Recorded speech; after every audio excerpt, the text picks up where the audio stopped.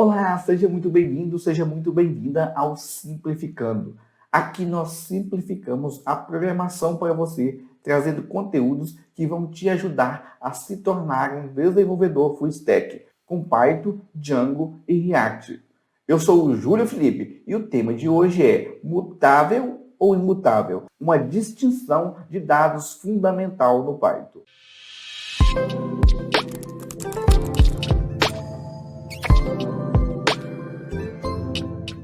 Hoje vamos explorar o rico conjunto de tipos de dados integrados no Python. Vamos aprender sobre as estruturas de objetos Python, mutabilidade e imutabilidade, e tipos de dados integrados como números, strings, sequenciais, conjuntos e tipos de mapeamento.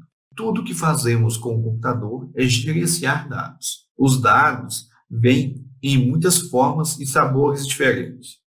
É a música que você ouve, os filmes que você transmite, os PDFs que você abre. Mesmo a aula que você está assistindo neste momento é apenas um arquivo, que são dados. Os dados podem ser simples, como um número inteiro para representar uma idade, ou complexo, como um pedido feito em um site. Pode ser sobre um único objeto ou sobre uma coleção deles. Os dados podem até ser sobre dados, ou seja, metadados. Em Python, os objetos são uma abstração de dados. E Python tem uma incrível variedade de estruturas que você pode usar para representar dados ou combiná-los para criar suas próprias estruturas de dados personalizadas. Tudo em Python é um objeto. Isso é algo que você sem dúvida ouvirá muitas vezes ao longo de sua carreira como programador. E é importante entender o que isso significa para ser capaz de apreciar plenamente as melhores maneiras de usar Python. As duas principais características de um objeto são propriedades e métodos. Digamos que queremos escrever um software que permita às pessoas comprar roupas online. Você tem que representar pessoas, roupas, marcas, tamanhos e assim por diante, dentro dos limites de um programa. Para fazer isso, você precisa criar objetos. Então, pensa aqui, no nosso caso, um objeto pessoa, né? No nosso exemplo aqui. O que uma pessoa tem? Uma pessoa tem nome, idade, e-mail, gênero. A roupa que essa pessoa usa tem o quê? Uma marca e tem um tamanho, certo? Então, isso aqui podemos dizer que são as propriedades do objeto, ok? Aí você pode perguntar assim, mas pessoa é um objeto? Objeto é o quê? Toda coisa material que pode ser percebida pelos sentidos. Uma pessoa é percebida pelos sentidos, né? Então, aqui nós temos o objeto pessoa, né? No nosso exemplo. E o objeto roupa, né? Então, esclarecendo melhor, né, sobre as propriedades, propriedades são as características de um objeto. Vamos pegar o nosso objeto pessoa, por exemplo. As propriedades que você armazena sobre ele são o nome, como já dito, né? O nome, a idade, o e-mail, o gênero e assim por diante. Em um programa, você armazena todos os dados que precisa para usar um objeto, para o propósito que está servindo. Se você está codificando um site para vender roupas, provavelmente deseja armazenar a altura e o peso. Também outras medidas dos seus clientes para que você possa sugerir as roupas adequadas para eles. Então, eu tenho aqui o objeto pessoa e o detalhe, né, desse objeto pessoa, que aí foi incluído, nesse caso, a altura, né, e o peso. E os métodos? Métodos são coisas que um objeto pode fazer. Uma pessoa, você tem métodos como falar, caminhar, dormir, comer e assim por diante. Todas as coisas que você pode fazer pode ser vista como métodos dos objetos que representam você. Fizemos lá, né, o objeto pessoa. Então, aqui, agora eu defino os métodos, né, que é o que o objeto pode fazer. Então, percebe aqui que está escrito em inglês, né? É importante você dar um nome aqui para os métodos, né? em inglês, o nome da classe também. Então, quando você escreveu lá o método fala, ele vai retornar lá, a pessoa fala, né? Falar. Você pode pedir para a pessoa falar. Então, olá, aqui caminhar. Aí tem o som do caminhar, né? O som do dormir. E aqui ele retorna, né? O som de comendo. Então, são coisas que o objeto pode fazer, né? Então, nesse caso aqui, eu peguei algum deles, que é o objeto pessoa, além dele ter as propriedades, ele também tem os métodos, que são coisas que ele pode fazer. Isso aqui vai ficar mais claro quando entrarmos na prática, né, de orientação ao objeto mesmo, e vai ter atividade, e nós vamos fazer isso aqui na prática. Então, vamos ver mais aqui. Mutável ou imutável? Uma distinção fundamental que o Python faz nos dados é se o valor de um objeto muda ou não.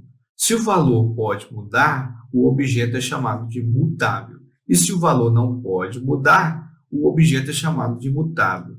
Compreender a distinção entre mutável e imutável é importante, porque afeta o código que você escreve. Então, vamos abrir nosso terminal e digitar o código ao lado. Ok? Eu já estou com ele aberto aqui, mas você pode abrir seu VS Code, né? E se não tiver habilitado aqui, terminal, meu terminal, ele vai abrir aqui. Para abrir o shell interativo, nós vamos perceber aqui que os 3 sinais de maior, nós vamos abrir aqui o shell interativo, né? Python, abriu aqui, né? E aí nós vamos ver, nós vamos compreender a distinção aqui entre mutável e imutável. No nosso caso aqui, nós vamos ver primeiro um objeto imutável. Vamos entender aqui por que ele é imutável. Então, com o nosso Python aberto aqui, nós vamos fazer na prática aqui, né? Não se preocupe com os comandos, com tudo aqui, nós vamos ver isso num passo a passo para ficar claro para você, ok? Então, nós temos aqui no nosso caso o objeto idade. Aí, se você fala assim, mas no slide anterior, idade era uma propriedade da pessoa, né? Idade era uma propriedade da pessoa. Mas você viu também que a gente falou que tudo é objeto? Então, você pode ter um objeto dentro de um objeto. E no nosso caso aqui agora, idade é um objeto, ok? Então, nós vamos ver aqui. Age, eu estou passando para inglês, tá? Idade igual a 42, ok. Nós vamos ver aqui onde está armazenado esse 42. Esse id é uma função, né? É um método que retorna onde está armazenado na memória a idade, ok? Retorna onde está armazenado na memória a idade. E, ok. Isso aqui, esse número aqui, é o endereço na memória onde foi armazenado a idade. Agora, vamos ver que tipo é esse objeto, né? Aqui nós vamos ver que tipo que é esse objeto. Se eu der enter aqui, ele vai falar que esse é o objeto tipo int, quer dizer, ele é um número inteiro, ele pega um número inteiro. Ele está armazenado um número inteiro, que é o 42, ok? Agora, eu venho aqui, ó, e vou colocar a idade. Se eu mandar ler o que tem nesse objeto idade, olha aí, ele retornou para mim o 42. Agora eu vou mudar o valor dele aqui.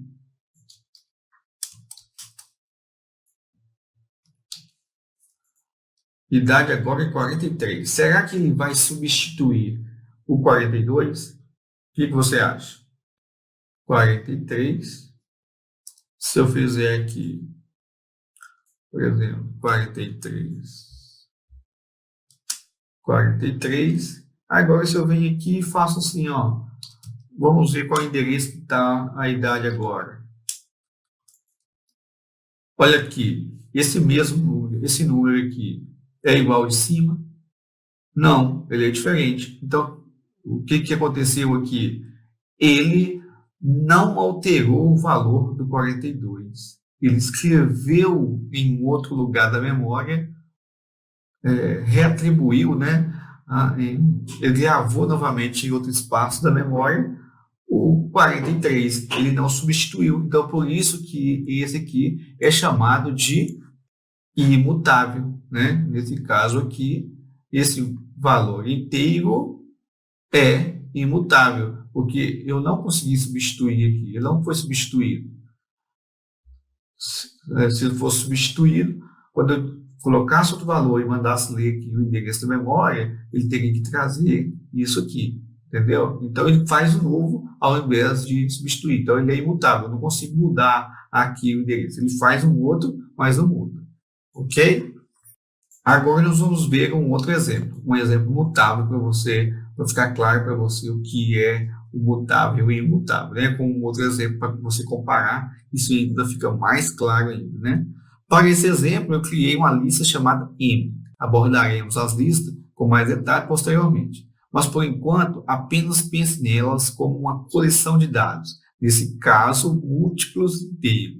O objeto M, quando criado pela primeira vez, contém 3 números, 1, 2 e 3.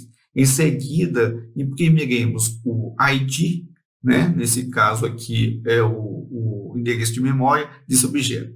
Vou fazer aqui na prática para você entender melhor. Eu vou limpar isso aqui, vou sair desse terminal aqui, né? Ctrl Z, e vou dar um CLS, ele limpa a tela, e a gente faz de novo aqui, Python. Então, vou atribuir aqui, ó, M é igual a uma lista, né? Uma lista que contém 1, 2 e 3. Se eu pedir para retornar M, ele traz para mim 1, 2 e 3, ok? Vamos ver onde está gravado isso na memória, qual que é o endereço? M. Olha aí, você pode perceber aí que o valor que eu estou colocando agora está até diferente do que está lá, porque já foi gravado, muda, né? Muda os endereços da memória. Então, esse aí é o endereço onde está o valor de M. Esse comando aqui, m.pop, nós vamos ver isso mais à frente, tá? Mas eu vou falar. Esse comando retira o último valor da lista. Percebe? Então, vai tirar o 3 dali. Pop. Olha lá. Ele retira ele e retorna esse número que foi retirado. Ok? Isso aí nós vamos ver na prática depois, tá? Só estamos trabalhando aqui o processo de visualização aqui para você entender o que é mutável e o que é o imutável. Trabalhamos com o imutável. Agora nós vamos trabalhar com o mutável. Se eu mandar imprimir M agora, olha o que vai fazer para mim. Olha aí, ele retirou 3. Ok? Se eu mandar imprimir aqui agora, olha o mutável aí. Esse é mutável. Ele está aqui, ó. No final 440, no final 440 também. Esse aqui eu consegui alterar. Então, nesse caso aqui, a lista é um objeto mutável. Nós trabalhamos com aquele outro, com o número inteiro que era imutável. Nesse caso aqui, a lista é imutável. Nós retiramos um valor aqui e ele continua aqui no mesmo endereço. Ok? Então, vimos que os objetos do tipo int são imutáveis e os objetos do tipo list são mutáveis. Então, eu coloquei uma tabela ao lado aqui, onde tem a lista aqui, né? Se é um número inteiro, ele é imutável. Um flutuante, 3.0, 3.5, ele é imutável. Se for um string, se for um texto, ele é imutável. Uma lista é mutável, uma tupla é imutável, um conjunto é imutável, um dicionário é imutável, um valor booleano é imutável. Então, tá a lista aqui. Não se preocupe, porque nós vamos ver cada um desses itens aqui, um a um, o que são eles. Dos quais são inteiros, booleanos, flutuantes, números complexos, frações e decimais. Os inteiros em Python têm um alcance ilimitado, sujeito apenas à memória virtual disponível em seu computador. Isso significa que realmente não importa o tamanho do número que você deseja armazenar. Contanto que caiba na memória do seu computador, o Python cuidará dele. Os números inteiros podem ser positivos, negativos e zeros. Eles suportam todas as operações matemáticas básicas. Então, veja aqui ao lado, nós temos as operações básicas, né, da matemática feitas no Python. Então, vamos entender aqui o que está acontecendo, depois nós vamos para a prática fazer essas operações, ok? Então, eu tenho aqui 14 foi atribuído à variável A. Variável por quê? Esse valor aqui eu posso atribuir 15, 16, o número que você quiser aqui a essa variável, né? Então, ele, como o próprio nome diz, é variável. Por que você está explicando esse variável? Existe outro tipo que não seja variável? Nós temos a constante, né? Se for um número, por exemplo, que não... se for uma atribuição que não precisa ser modificada ao longo do código, nós podemos dizer que são as constantes, né? Por exemplo, o número do π. Se eu já não tivesse na biblioteca matemática do Python, precisasse de atribuir ele, poderia colocar π é igual a 3.14, né? E em todo lugar que eu fosse usar ele ali, ele ia ser fixo, né? Ele seria fixo. E aqui foi atribuído, né, o 3 à variável b. E a partir daí, agora a gente pode trabalhar, né, fazendo a operação com os nossos números. Aqui, no nosso caso, A mais B deu 17. Isso aqui foi feito no terminal. Você pode fazer no seu programa também, na área de codificação. Tá? Aqui foi feito aqui para retornar rápido já o resultado. Nós vamos ver isso aqui na prática. Aí eu tenho que A mais B igual a 17, A menos B, que é uma subtração, né, igual a 11. Aqui modifica, né, você está acostumado na matemática, porque ele usa um asterisco.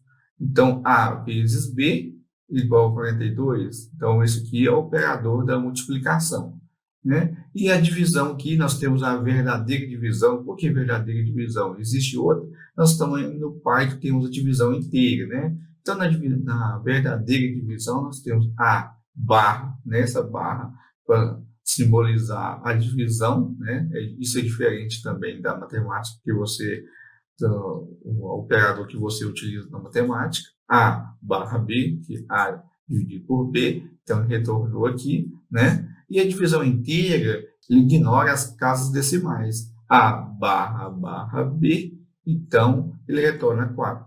Tranquilo? E aqui também nós temos a operação de módulo. O que é a operação de módulo? Ele retorna o resto da divisão. Então, 14 dividido por 3 vai sobrar 2, né? É o resto. Então, A módulo B, 2. E aqui nós também temos a operação de potência, A asterisco, que na matemática você utiliza lá o elevado aqui, né? No Python você tem A asterisco B, e aí você tem aqui o resultado, 2.744. Esta é uma operação de potência. Vamos fazer isso na prática? Eu vou abrir o VS Code. No meu caso aqui já está até aberto, né? Só arrastar ele para o lado aqui. Você pode criar um novo arquivo aqui e escrever os operadores aqui, mandar imprimir, mas nós vamos fazer aqui diretamente no terminal, né? Que aí é só para a gente aprender aqui e ver, né, as operações. Então vamos lá, vou colocar aqui Python. Ele abre o nosso shell interativo, ok? Então vou atribuir aqui, ó, A igual a 14. Percebe que não mostrou nada ainda. Eu não estou mandando, eu não pedi para imprimir e eu só apenas estou atribuindo. Apesar que eu não preciso nem de mandar o print no shell interativo, que ele já retorna, mas aqui, como eu estou A igual a 14, eu estou apenas atribuindo 14 à variável A, ok? B é igual a 3. Então, eu estou falando que A é igual a 14, B é igual a 3, e a partir daí nós podemos fazer as nossas operações. Então, agora eu posso vir aqui, ó, A mais B. Pronto, retornou aqui. Tranquilo? Agora vamos fazer aqui uma subtração. A menos B. Então, aí retornou o nosso 11. Ok? Se você estiver trabalhando aí só fazendo uma conta básica, não quer abrir calculador e quer fazer diretamente com os números, você pode fazer. Então, temos aí a operação de subtração, né? Vamos fazer uma multiplicação. A asterisco B.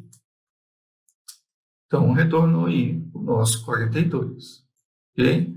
A barra B, a nossa divisão. Tranquilo? A barra B, a nossa divisão inteira. A módulo B, eu tenho o resto, né, de 14 dividido por 3, que sobrou 2. E aqui nós temos a operação de potência, né? A asterisco B, 2.744. Tranquilo? Muito fácil isso aí, né? Você pode fazer também aqui na sua área de codificação, né? Então, eu deixei uma pasta aqui para colocar nossas práticas. Vamos fazer aqui. Eu vou criar aqui, você pode fazer no seu computador para testar também. New File. Vou colocar aqui operações matemáticas. Operações matemáticas.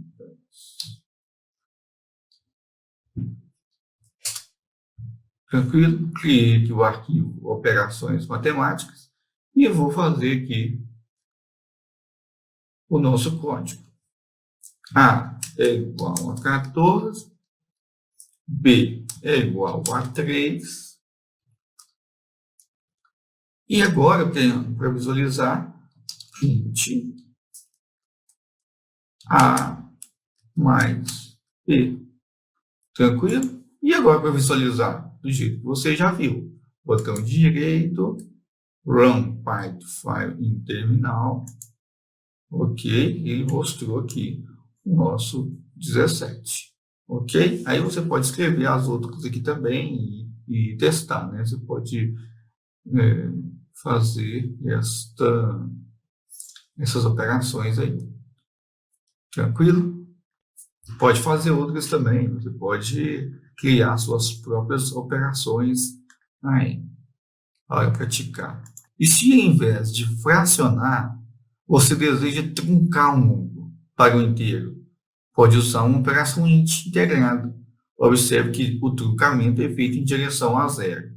Nós estamos trabalhando aqui agora, no caso, com o truncamento, né, dos nossos valores. Por exemplo, eu tenho aqui 1,75 e eu quero que somente eu quero somente o inteiro, né, a parte inteira dele. Então, você pode converter, né, esse valor aqui para um valor inteiro. 1,75 está sendo convertido para um valor inteiro, né? Nós vamos ver aqui o ponto flutuante no próximo slide, mas aqui nós temos 1,75 se o valor não é inteiro, né? Então, ele é fracionado. Mas eu quero retornar somente o inteiro, beleza? Você faz desse jeito aqui, ok? Então, vamos ver aqui. Eu vou entrar aqui novamente, Python. Eu vou limpar minha tela aqui, né? CLS. Digitar Python novamente. Lembrando que isso pode ser feito aqui também, né? Só que aqui o retorno é mais rápido para a gente. 1,75. Eu quero retornar apenas a parte inteira, né? Não quero ele fracionado. Então, retornou 1. Se eu preciso aqui, int, é um número negativo, menos 1,75, eu tenho aqui menos 1. Tranquilo? E observe, como já foi dito, né, que o truncamento é feito em direção a zero. Né? Aqui no caso aqui, ele não está jogando aqui -2, aqui no caso. Né? Ele arredondou aqui, mas ele está jogando em direção a zero. Foi feito em -1, aqui nesse caso. Esse aqui também não jogou ele para 2, por exemplo. Ele arredondou jogando ele para 1. Vamos ver agora os booleanos. A álgebra booleana é aquele subconjunto da álgebra em que os valores das variáveis são os valores verdade, verdadeiro e falso. Em Python, true e false são duas palavras-chave usadas para representar valores verdade, verdadeiro e falso, né? Igual na matemática. Booleanos são uma subclasse de inteiros e se comportam respectivamente como 1, verdadeiro, e 0, falso. Os equivalentes da classe int para booleanos é a classe bool, que retorna true ou false. Cada objeto Python embutido tem um valor no contexto booleano, o que significa que eles avaliam basicamente true ou false, quando alimentado por a função bool. Veremos tudo sobre isso na aula Iterando e Tomando Decisões. Então, nós vamos fazer um pouco de prática aqui agora, né? Para a gente ver o funcionamento dos operadores, né? Aqui, só para a gente já contextualizar, colocamos aqui, né?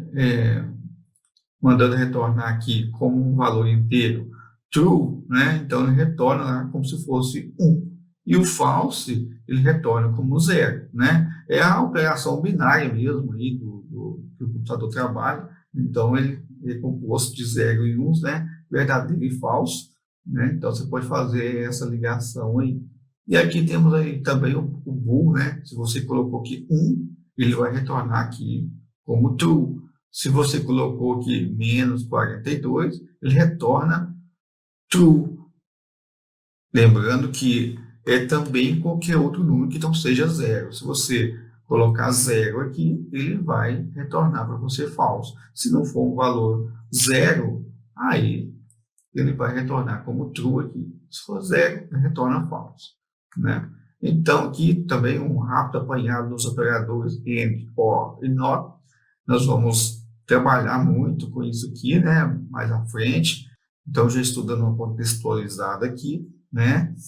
Se não é falso, é verdadeiro, né? Not false, true. Então, true, verdadeiro e verdadeiro é verdadeiro. False ou verdadeiro, né? False ou true, true. Vamos fazer na prática. Abrindo aqui o versículo. Novamente, vamos limpar isso aqui. Vou dar um Ctrl Z, vou sair daqui. Vou dar um CLS, limpou. Então, vamos lá. Int, true. Ele vai retornar para mim 1, ok? Int, false, ele vai retornar para mim 0. Bool, 1, ele vai retornar para mim se é verdadeiro ou falso, né? Como eu coloquei 1, então, true. Vamos colocar aqui o próximo, bool. -42, true. Mas se eu colocar 0, false, ok? Fazendo o exemplo de baixo, not false, true. Quanto que é true e true? Ele vai retornar true, true, true, false, ou true,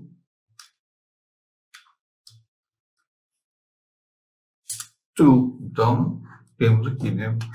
Então, temos aqui false or true. O que retorna aqui no false ou true?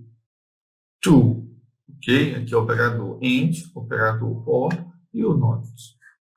Tranquilo?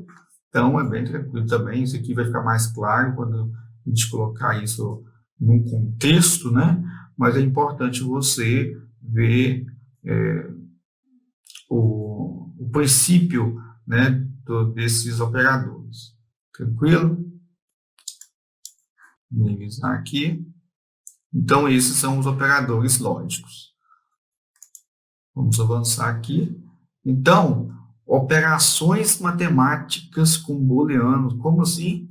Como true se comporta como 1 em um contexto numérico e false como 0, podemos fazer operações matemáticas com ele. Né? Vamos ver aqui. Eu vou sair aqui para eu pegar a tela mais em cima para visualizar melhor. Então, olha aqui. 1 mais true.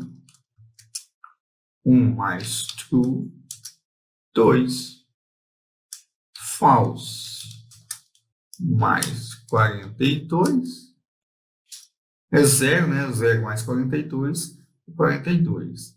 7 menos true. 6. Como os operadores booleanos true e false compostos como 1 e 0, né? Então, ele pode ser realizado essas operações com eles, essas operações matemáticas com eles. Vamos ver agora o float. A representação em ponto flutuante é o modo como o computador representa números reais. O conjunto dos números reais é aquele que abrange os números racionais e irracionais. Ok? Então, você vai até relembrar aqui agora um pouco da matemática. Aqui, né? Então, vamos lá?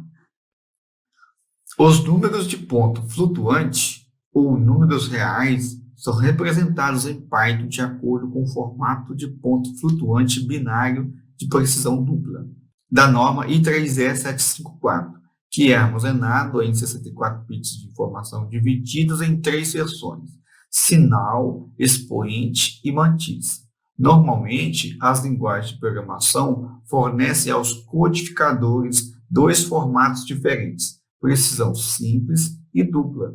O primeiro ocupa 32 bits de memória e o último 64. Python suporta apenas o formato duplo. Vamos ver um exemplo simples. Olha aqui ao lado. Então, diferente dos números inteiros, né, nós temos aqui os números reais aqui no Python, que são o formato de ponto flutuante. Π é igual a 3.14, raio. O raio aqui, por exemplo, né, dessa operação aqui, está calculando a área, né, de um círculo, por exemplo, ele tem aqui o raio de 4.5 e o π, que é o valor, né, e tem aqui também o valor do π. Então, a área é π vezes raio elevado a 2, ok? Então, eu tenho que a área é 63 ponto, percebe que eu tenho aqui ao lado uma parte mais técnica, né, que vai representar como que isso é armazenado na memória. Por sinal, né, eu tenho aqui a parte do expoente, né, então eu tenho aqui, e tenho também a parte da fração, né. Vamos fazer na prática aqui, que aí você acompanha também aí. Vou fechar aqui. Ctrl Z, CLS. Então, vamos lá. Aqui, eu utilizei o π, né? E o número dele aqui é enorme. Se você não quiser digitar, você pode, a nossa biblioteca matemática, nós vamos importar aqui nada mais do que o π. Tranquilo? Então, se você quiser imprimir ele aqui, olha ele aí. Então, vamos fazer aqui, raio igual a 4.5, e eu quero agora fazer o cálculo da área, né? Então, a área é igual ao π vezes o raio elevado a 2. Tranquilo? Eu estou aproveitando aqui, né? Eu declarei primeiro, né? Aqui não declarei o PI porque eu já importei ele da biblioteca matemática aqui, né? Não preciso eu ficar reinventando a roda aqui, digitando ele novamente. Aqui é mais preciso, né? Importado da própria biblioteca matemática. É importante você conhecer essas bibliotecas do Python, por exemplo, você não tem que ficar reinventando a roda, né? Então, ao invés de você ficar montando algumas funções, você pode pegar na própria biblioteca. Então, nós temos aqui área igual a π vezes raio elevado a 2. Né? Vamos mandar imprimir isso aqui. Área. Então, ele imprimiu para a gente aí. Percebe-se aí que ele deu um valor diferente do que está ali, né? Porque eu peguei justamente a biblioteca, peguei da biblioteca matemática, né? Importei o π. Então, para ver qual que é o tipo dessa área, né? Desse valor aqui da área, então eu tenho aqui o tipo área float. Né? O Python já entendeu aqui que isso aqui é um tipo float. Até agora vimos o int, né, os valores int, e agora nós estamos vendo os valores do tipo float. A sequência de estruturas sys.float underline info contém informações sobre como os números de ponto flutuantes se comportarão em seu sistema.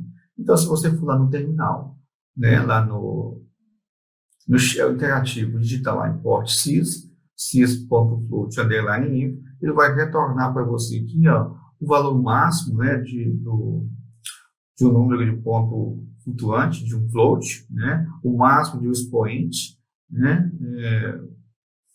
tem várias informações aqui, né, o valor de epsilon, dígito, mantissa, tranquilo? Então, você pode digitar esse comando para você visualizar essas informações. Vamos fazer algumas considerações aqui. Temos 64 bits para representar os números flutuantes. Isso significa que podemos representar no máximo 2 elevado a 64, que é igual a, então, esse número que está aqui na tela, números com essa quantidade de bits. Então, é bastante número, né?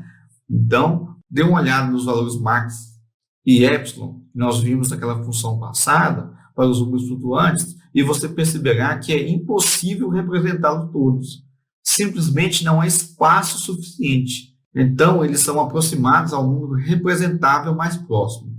Apenas números extremamente grandes ou extremamente pequenos sofrem com esse problema. Dá uma olhada no seguinte snippet à esquerda. Esse snippet que é esse pedaço de código que nós temos, né? Que aqui também teve um problema.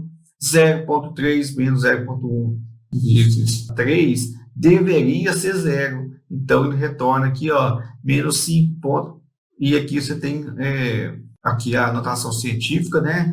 Representaria que ele é 17 zeros, 0, 0, 0, 0, 0, 0, 0, menos 5, né? Então, ele não chega a 0. Então, temos problema aqui com a representação dos números flutuantes, né? Então, o que isso quer dizer? Justamente o que está no título desse slide. Problema nos preços, cálculos financeiros ou qualquer tipo de dado que precisa ser aproximado. Ele diz que os números de precisão dupla sofrem de problemas de aproximação, mesmo quando se trata de números simples como 0.1 ou 0.3. Por que isso é importante? Pode ser um grande problema se você estiver lidando com preços, cálculos financeiros ou qualquer tipo de dados que não precisa ser aproximado. Não se preocupe, o Python fornece o tipo decimal, que não sofre com esses problemas. Vamos ver numa aula futura. Então, para números que englobam, se você estiver desenvolvendo um programa que trabalhe com preços, com cálculos financeiros ou qualquer tipo de dados que precise ser aproximado, você não deve trabalhar com o float, você precisa trabalhar com o decimal. Nós vamos ver ele ainda à frente, ok? Python oferece suporte a números complexos, pronto para uso. Um número complexo é um número z que pode ser escrito na forma de z é igual a x mais yi sendo x e y números reais, e i denota a unidade imaginária. Então, temos aqui algumas operações com números complexos, né? Vamos fazê-las aqui. Eu vou sair daqui a tela para a gente continuar aqui, né? Então, vamos lá. Python C é igual a 3.14, como nós vimos aí já. 3.14 é um tipo de número o quê? Um número real, que é um float, né? Mais 2.73J. E esse 2.73J é o quê? É um número complexo, né? Então, D é igual a 1 mais 1J, ok? E agora vamos pedir para retornar, né, a parte real do nosso número complexo aqui. Real, ele retornou aqui o número real, né? Um float. C.image, ele vai retornar a parte imaginária da nossa operação. Olha aí, 2.73. C.conjugate. Então, ele vai retornar para mim aqui a nossa operação. Aqui, na verdade, ele inverte, né? Porque o conjugado de A mais JB é A menos, só para você visualizar melhor aqui, né?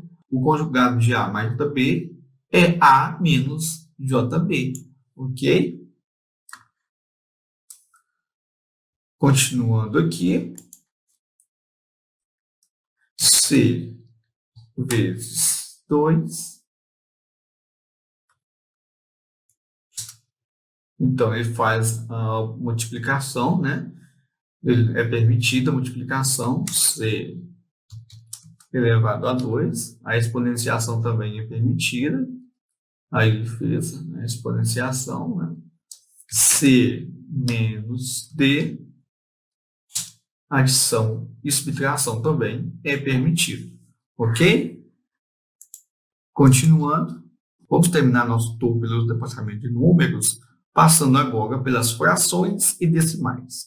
Fração, como você já sabe, né? Você já conhece da matemática, é a representação matemática das partes de determinada quantidade que foi dividida em pedaços ou fragmentos iguais. O Python trabalha com fração? Sim, o Python trabalha com fração. Nós vamos ver alguns exemplos, inclusive esse exemplo que está representado aqui na tela. Tá? E em seguida nós vamos ver também os números decimais, né? Que são numerais que se usa uma vírgula indicando que o algarismo a seguir pertence à ordem das décimas, ou casas decimais.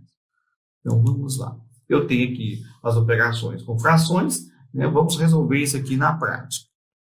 Vou importar a Fraction aqui da biblioteca Fractions, né? Para a gente utilizar as frações.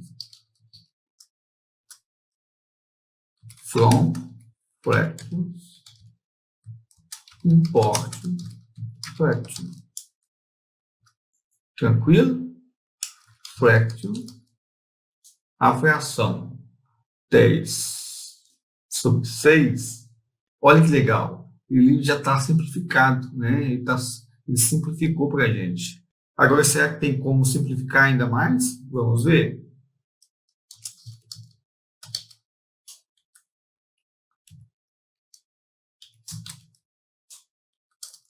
Não, né? Já está no limite aqui.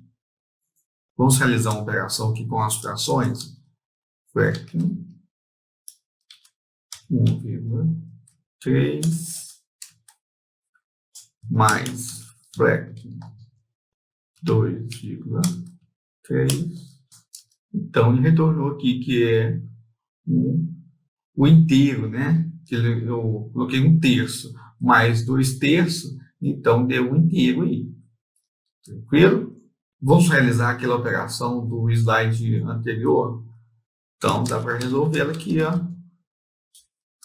3/6 menos fraction 1/6 vai dar quanto? 1/3. Como a gente viu mesmo, conferindo aqui, né? Olha para você ver que interessante, ele já pegou essa fração aqui e já simplificou, né? Aqui deu 2/6, o fraction pegou a fração, né? E já simplificou, que deu 1/3. Tranquilo? Então, isso é muito legal, né? Já deu uma simplificada aqui na nossa fração. Essa função é bem interessante, né? Que vamos codificar isso aqui. Ele detecta aqui a parte do numerador e a parte do denominador da nossa fração. Então, se eu imprimir aqui f.numerator, ele me retornou 5, né? Que é o numerador dessa fração já simplificada. f.denominator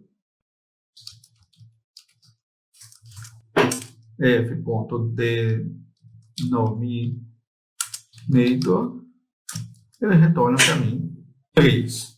Tranquilo? Então, pratique, né? Teste outros números aí. Na dúvida, reveja a aula, poste nos comentários e, com isso, a gente conclui aqui nossa introdução aos tipos de números integrados.